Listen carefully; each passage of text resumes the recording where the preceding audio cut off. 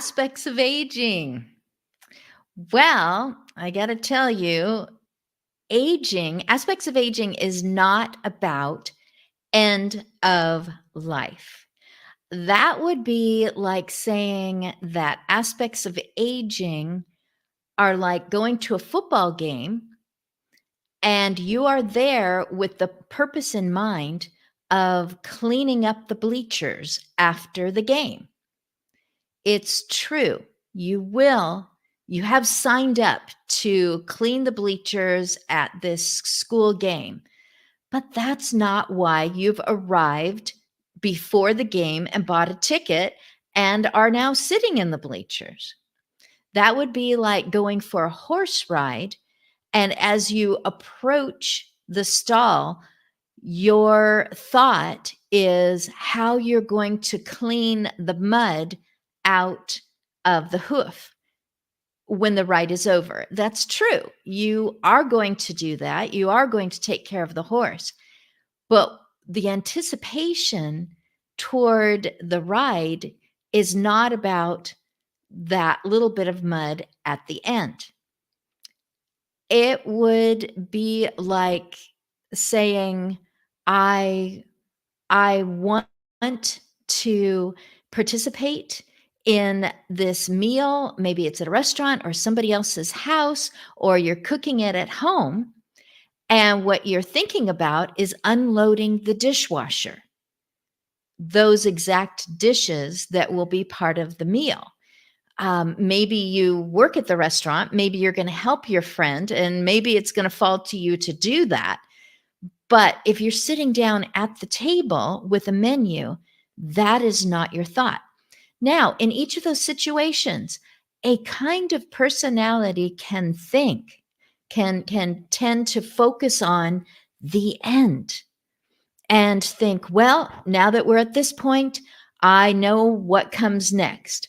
Well, then they're going to miss the whole game, the whole meal, the whole ride. They won't have, people say things like, be in the moment. They will have missed everything. So for someone to say, well, now that I'm retired and I have all my final arrangements, my financial arrangements, everything is set, basically I just sit here because there's nothing else to do. And I hope you already know that that's not what aging is about. And that's why I'm saying, instead of trying to defy age, trying to look younger or feel younger, you can still do those things. But how about while you are younger than you will be in your future? Why don't you take advantage and leverage this moment to do some proactive preparing and really pre-plan for better years, better decades beyond this moment? So last time I tasked you with looking for cards that are about ageism, birthday cards specifically. So this one says birthday tip number 811. Apparently there's a lot. After extensive research, we have a recommendation to enhance your birthday celebration. That is a setup for a joke. Avoid scheduling any procedures that end in oscopy or ectomy. Enjoy your day. So that is one tongue-in-cheek of, oh, you must be getting older. It doesn't even say how old is. This is actually the same person wearing two different outfits. And it says, just thought we'd take a moment to wish you a happy birthday. In neither of those photos does this person look happy about the number of years they've been alive. And it says, now back to our rich lives of espresso bars, sports cars, and torrid passion. Well, that actually makes sense to a lot of people in their 60s, 70s, 80s, 90s, 100s. And all three of those are still part of their life. So this joke is lost on some people. We have another one. We're not getting older. We're getting better. Now all we have to do is figure out what we're getting better at. Ha, ha, ha. We're old. So we must be just declining and decaying, and certainly not trying anything new, certainly not building on our past experience. Oh, brother. This one, I think, was the closest I could find to jibing at aging, but actually having a positive spin. Time for another birthday. You're looking good. You're feeling good. Apparently, you don't understand how aging works. I was slightly encouraged by this one because basically they're saying, you're doing fantastic. Things are going well. It's never perfect. It's not perfect when you're a tiny child. It's not perfect when you're a teenager. There's always something going wrong or not working the way that you want to about your body or your life or your attitude or your mind. But that one's just like, you're forgetting to get old. So it was close to complementary of aging. The three aspects of aging that I'm going to tackle today are, well, the first one I said, put your old anniversary on the calendar. So, an old anniversary is the day that you decided, I am truly, intentionally pre-acting on my upcoming aging, however long or distant these different aspects might be from today. I'm going to start working on that. I'm going to reward myself. I'm going to communicate. I am going to document things. I'm actually going to practice not being old. That sounds like bent over a cane. That sounds like having a sour face or um, being grouchy or something, practicing being old. That's what people have been thinking for quite a while. So instead, I'm going to practice how I am going to relate to other people as I age. Now, old anniversary, that's not an aspect of aging, but that page is the only one in all of the 52 in the prompted journal that is presented in reverse. So the first thing you're going to do is the last thing that you would do, and that is you're going to calendar. You're going to put in your planner or put in your future um, app that is going to be something I'm going to celebrate next year. Is this day that I decided from now on, I'm really going to make this a habit to watch for those aspects in other people's lives and take note of it for my own future. The way that my life is happening now is very similar to how my life is going to happen in the future. So I'll make decisions now and make habits starting now. So at the very end is where you're actually going to write your own choice after you've been through all the steps in reverse, all those prompts that I keep telling you about in each of these episodes. The very end of the page is writing down an aspect of aging that isn't showing up anywhere in the journal, but you feel that that's important in your life, or you've seen it occur in someone else's life.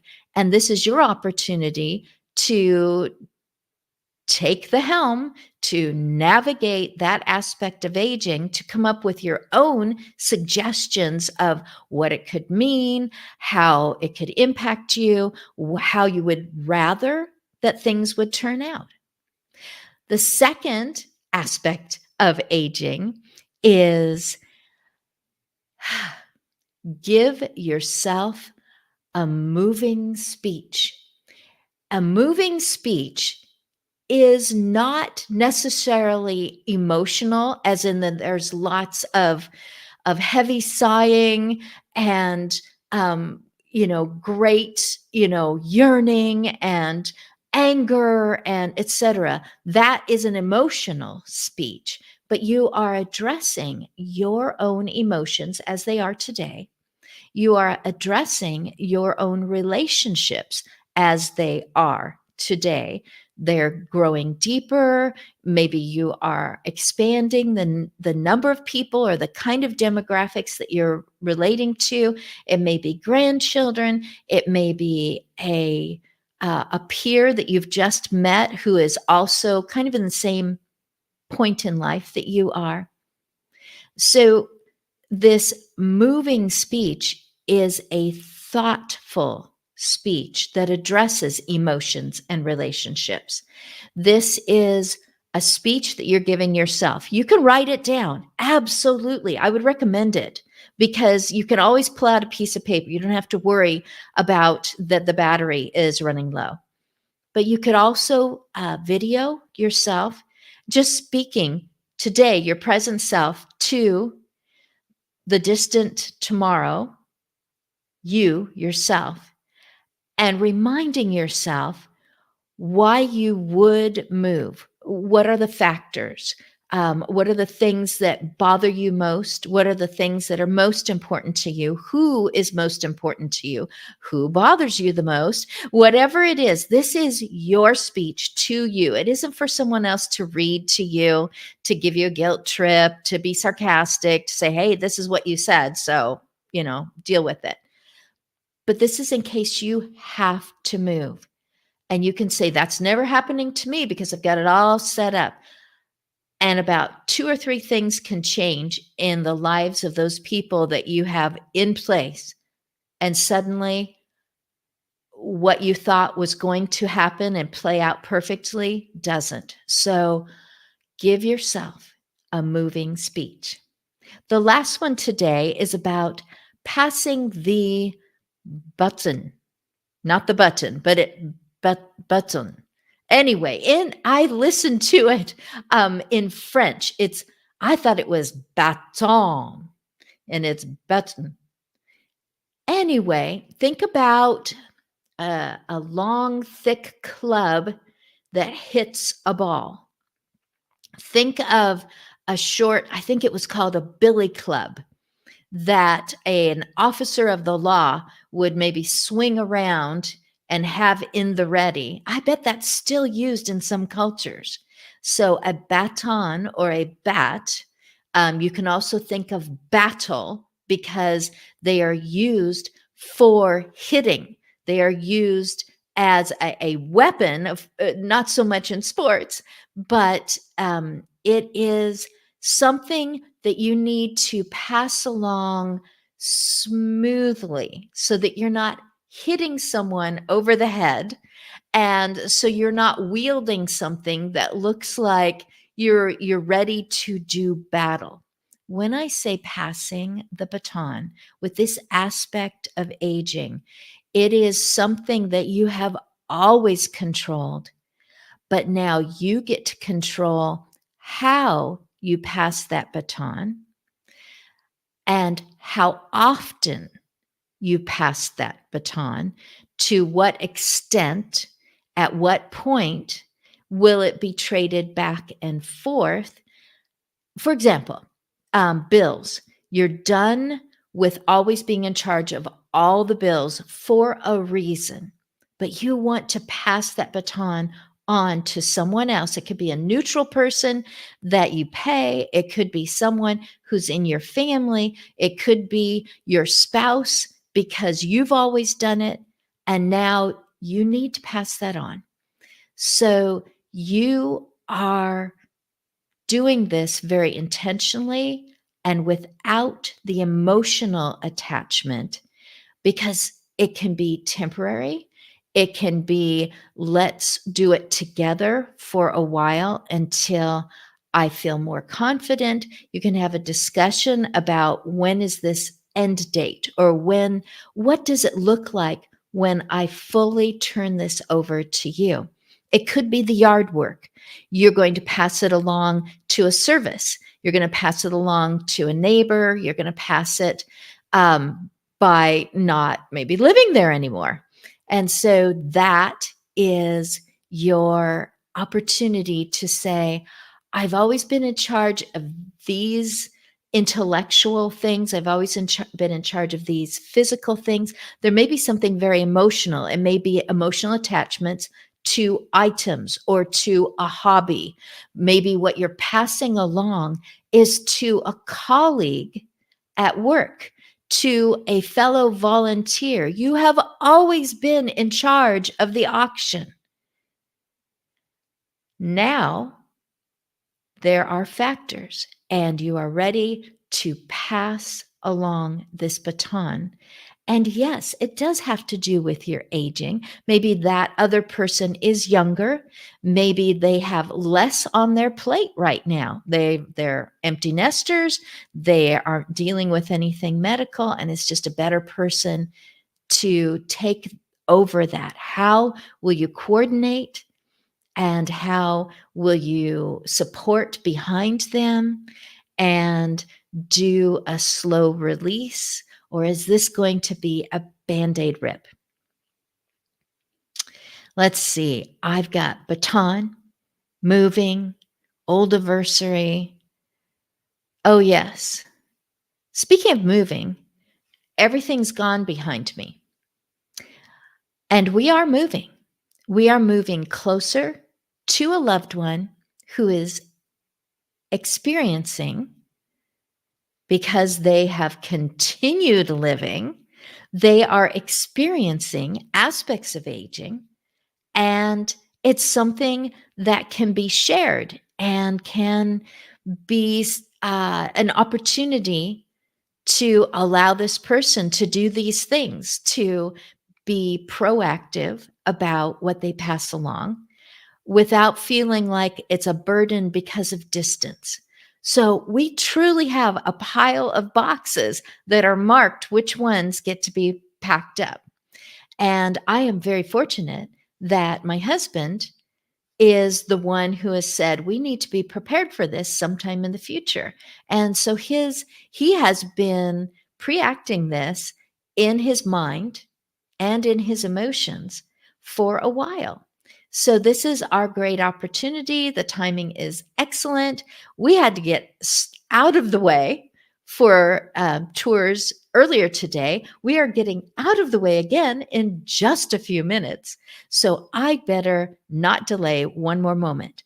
The journal prompt number 10 that I would like to highlight at this moment is the pre-action plan. That is determined by you.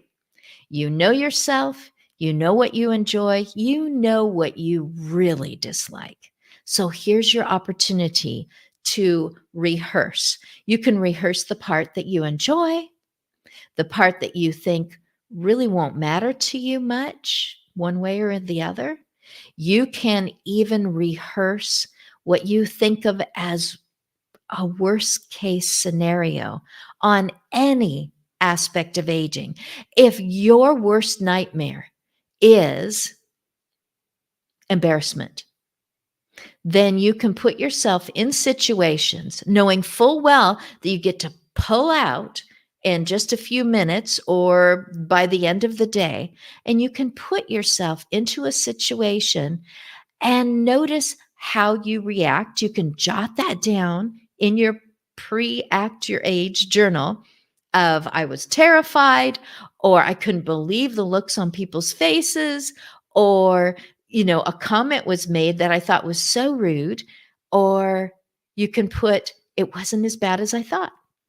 So you can practice ahead on the things that you think will impact you the most, the things that will make you react strongly, and make a note of it and come out the other end and go, okay, I'm still in one piece. Maybe when I approach that in the future, I'd like to handle that a little differently so that I don't implode or explode on my relatives and my friends.